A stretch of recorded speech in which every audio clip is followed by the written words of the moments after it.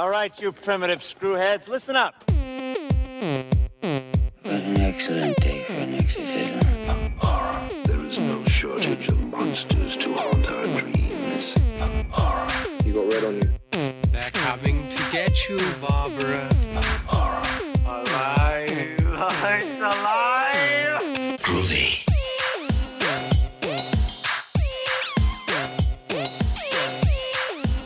Hey everyone, welcome to another episode of Oh the Horror. I'm Rob Holmes. So today I've got another weekly recommendations list.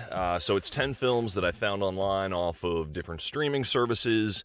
I found all of these off of justwatch.com, so if you are in the US, I'll actually list most of where you can find them for subscription services. If you're looking to rent it, you can probably rent that off of any of those, but if you're still looking to find it or find any other film, you can go to justwatch.com and type in your film, and then you can also put in the country that you want to watch it in, and you can find out what is available to you. Otherwise, just use like a VPN and switch countries and use Just Watch and find out where you can watch what you need to watch, because that's what I do. So, without further ado, let me get on to this list. First, on this list this week, we are taking a look at Creep. This is a 2004 British horror thriller. This is not to be confused with the 2014 Patrick Brice, Mark Duplass film of the same name. Yeah, this came out in 2004. It's written and directed by Christopher Smith. Runs about an hour and 25 minutes. Starring Franco Potente from Run Lola Run, Sean Harris from Possum, and Vass Blackwood from Lock, Stock, and Two Smoking Barrels. So this film follows a woman, which is Franco Potente, who is locked in the London Underground overnight and being stalked by this deformed killer, played by Harris, living in the sewers below. Now, this movie is all about creating atmosphere. It's all about creating tension, and like right away, the opening scene of this movie just does that, and that's why I recommend it. I like the effects work on this killer, and some of the kills in themselves are just pretty brutal. So if you're looking to find that online, you can watch it on Amazon Prime or Tubi TV. Alright, so the second film this week it's an indie, low-budget, cosmic horror, and that is The Endless. Came out in 2017, it's not rated, 1 hour, 51 minutes, written by Justin Benson, directed by Justin Benson and Aaron Moorhead, starring Aaron Moorhead, Justin Benson, and Kaylee Hernandez. So, if you've seen Resolution, if you've seen Spring, then you know this duo. They make a lot of very, very low-budget, high-concept films. This one is no different. So it's two brothers have escaped this UFO death cult when they were kids, and now they have to return in order to seek answers after this videotape arrives in the mail that is just very, very weird. And there's more to this film than there seems to be on the surface, and there's a lot more than even just the basic plot stuff. Some of the stuff totally blew my mind, and it made me appreciate this directing duo on a whole new level, so I highly recommend it. You can find that on Netflix and Hoopla. Alright, so if you're looking for a sci-fi comedy horror, you can check out Snatchers, which came out in 2019, rated R, 1 hour 36 minutes, written and directed by Steven Seeders and Benji Kleiman. It stars Mary Neppy, Gabrielle Elise, and J.J. Nolan. So, it's basically a teen sex comedy mixed with sci-fi horror. After a status-obsessed teen named Sarah decides to have sex for the first time, she wakes up the next day 9 months pregnant with an alien, and then soon gives birth to that alien. Which goes on a very, very bloody rampage. So this is based on a 2015 short, which was then followed by a 2017 web series, which actually makes up the first part of the movie. So this is like they took the web series and then filmed a second half and extended it into a feature. You can see where the break point is if you're really looking for it, like as far as story structure goes, but this movie is really great. It's a hilarious splatterfest. Honestly, a fun detour from the traditional teen sex comedy. And if you're looking to find that, you can watch that on HBO Max. So, the next, if you're looking for another sci-fi horror comedy, but you're like, you know what? I want to go back to, let's say, 1984 because I don't want to watch a modern one. Fine. You can watch Night of the Comet. PG-13, 1 hour, 35 minutes, written and directed by Tom Eberhardt. PG-13 in 1984, since it was the first year that PG-13 came out, is like, it's almost like R nowadays or a tame R. So PG-13, when you think of that for a horror film back in the day, it kind of makes sense, right? And in this case, this is a dark movie, right? So it stars Mary Catherine Stewart, Kelly Maroney, and Mary Warrenoff. So the premise is a comet wipes out most of life on Earth. And there's like 2 valley girls and a couple of other people left fighting against cannibal zombies and a group of like evil scientists. It's like a video game. It watches like a video game. They go to the mall. There's this whole mall scene.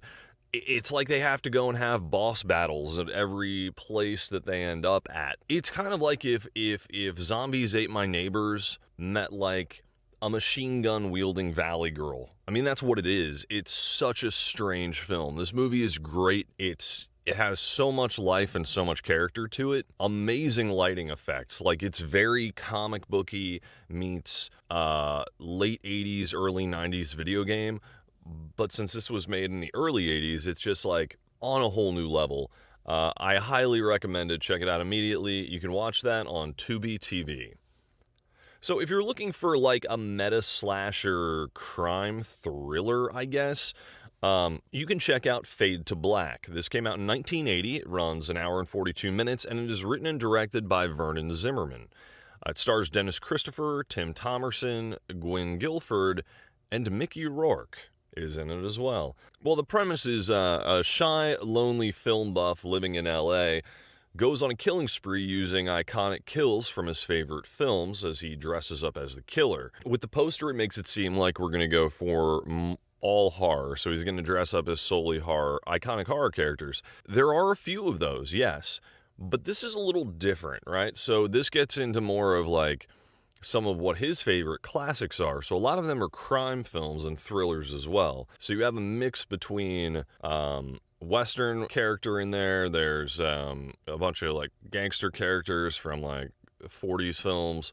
And then you have, you know, your vampire, your mummy, and a couple of other things in there as well. This is a fun movie. And as the poster says, it's Eric Binford lives for the movies. Sometimes he kills for them too. It's basically a tragic love letter to classic cinema, and I think it's a must-watch for any horror fan. And if you want to watch this, you can find it on Shudder. All right, so if you're like, you know, I want to watch a creature feature, I got one for you. It's called Pumpkinhead. It came out in 1988, rated R, hour and 26 minutes, written by Mark Patrick Carducci and Gary Gerani, and directed by Stan Winston.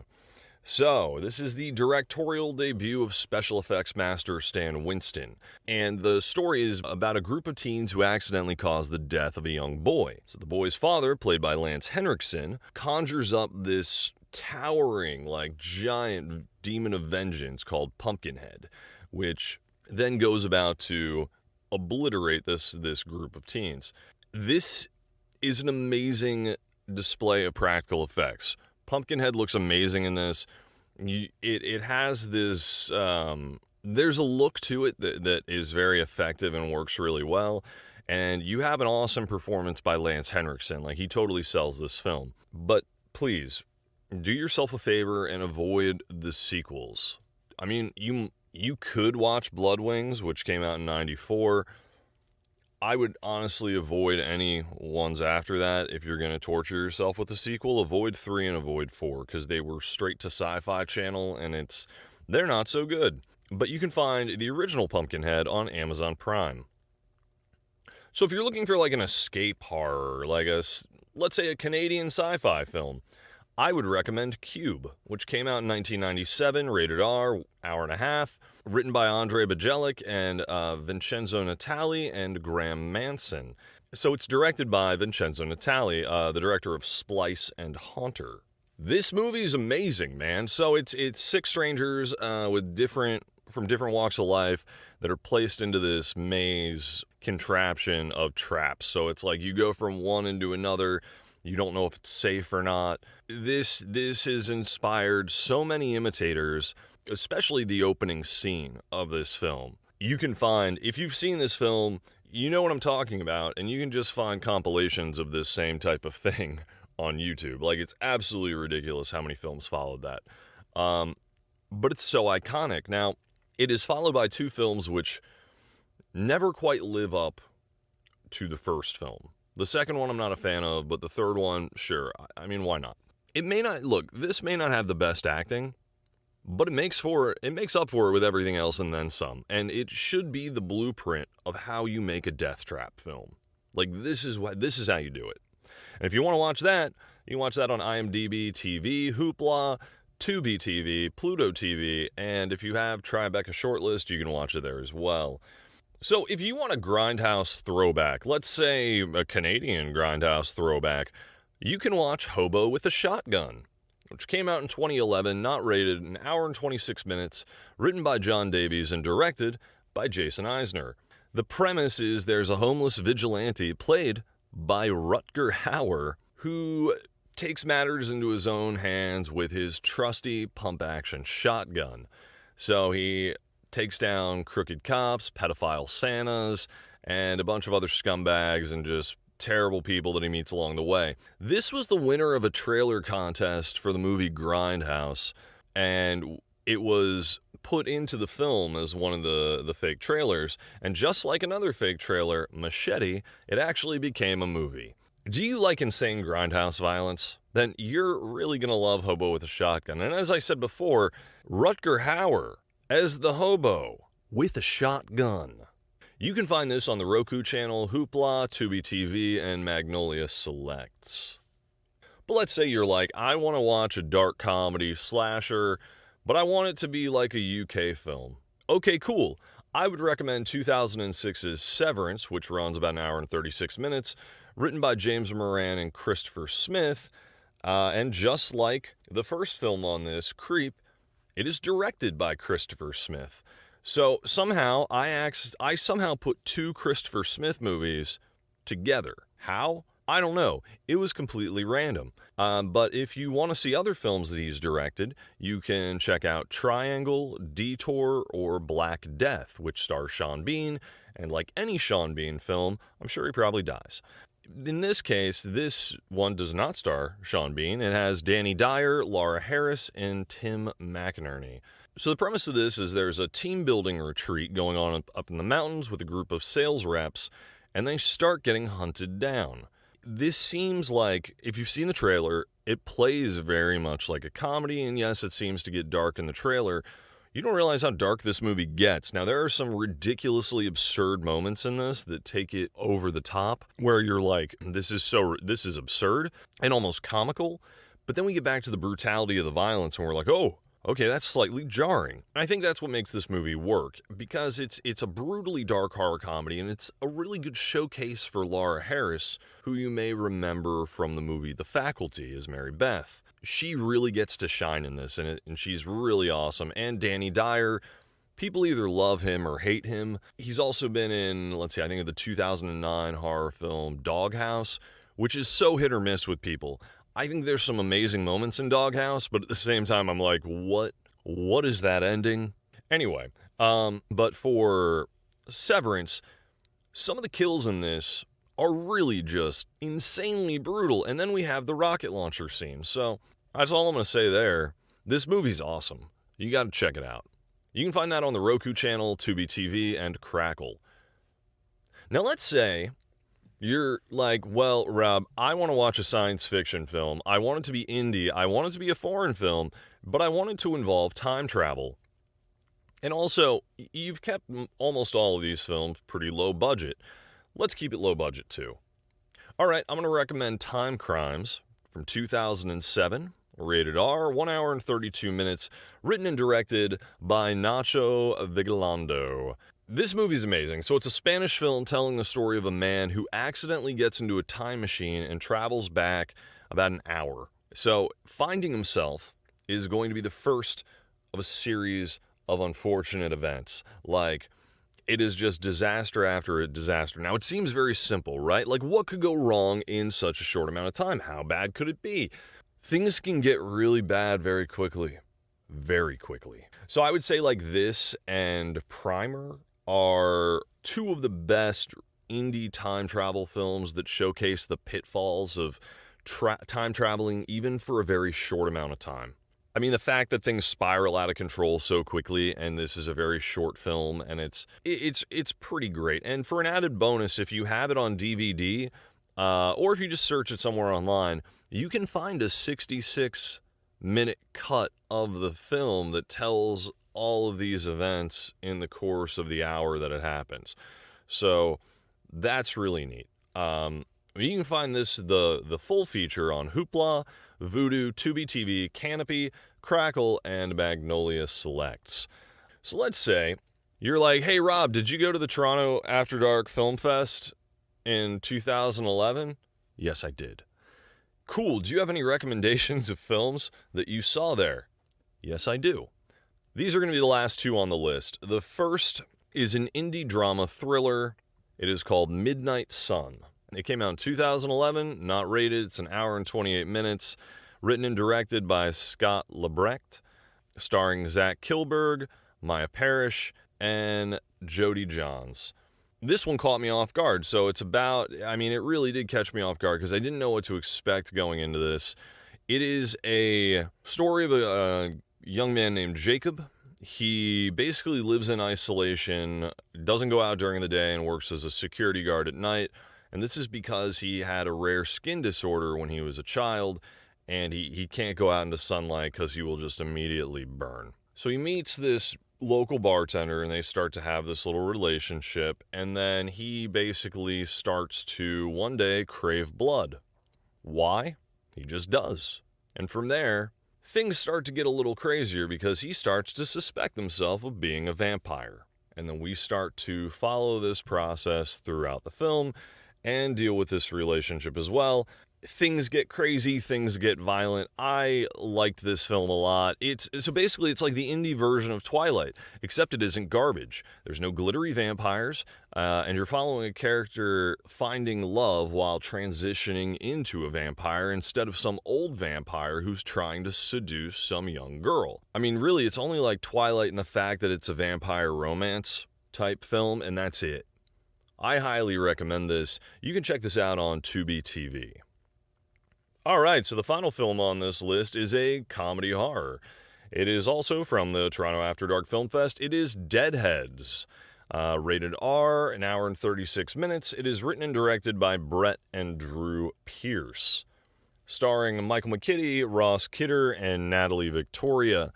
This is a fun movie. So it's about two inexplicably coherent zombies wake up during the middle of a zombie attack. They become coherent during a zombie massacre when zombies are just slaughtering people and they just know who they are. And the guys are like, oh, I'm dead. There's this girl who I was in love with. I need to go see her at this reunion. So they decide to take a road trip. But they're being chased by these agents from a company that knows a little more about what's going on than anybody else with this whole zombie attack thing. It's like Warm Bodies, but before Warm Bodies, but it's so much better, and it's more of a buddy comedy. This movie's great. It's just so much fun. It's ridiculous. It can get sappy at times, but I feel like any of these type of films that put that romantic subplot in there as well, it's going to get a little cheesy. It's pretty cheesy. You know, it's fun, though. You're following coherent zombies, and you just have a good time with it. And the characters are really offbeat and really quirky. And it's one of those films that even almost a decade later, yeah, I'm remembering it randomly offhand to put on this list. So I recommend it. You guys can check that out on Amazon Prime, Hoopla, Tubi TV, or Pluto TV. All right, so that's my list. Hopefully there's a film on there that you like. Hopefully there's a genre of stuff or a subgenre that you're like, you know what, that sounds interesting. I'm going to check it out, or at least check out the trailers, you know? If you've seen these and you're like, Rob, no, I don't like these films. Everybody has an opinion, and that's fine. That's cool. Just tell me some of your recommendations. I need to see more horror anyway. I try to watch as much as I can, but like, life, guys. Life. Anyway, I think that's going to do it for this weekly recommendation. I'll have another episode out this week that'll be a full film review episode. So if you want to check out more stuff right now, though, you can go to holmesinvasion.podbean.com. You can check out the entire back catalog of like 130 episodes or whatever. You can also find me online at Holmes Invasion and at Oh the Horrorcast. Those are both Instagram handles, and I think handles for whatever other social media. You can search and find which one's which, because I don't know. Anyway, that'll do it for us this week. I'm Rob Holmes, and this has been Oh the Horror. Look at me, Damien. It's all for you. Come, it is time to keep your appointment with the Wicker Man. When there's no more room in hell, the dead will walk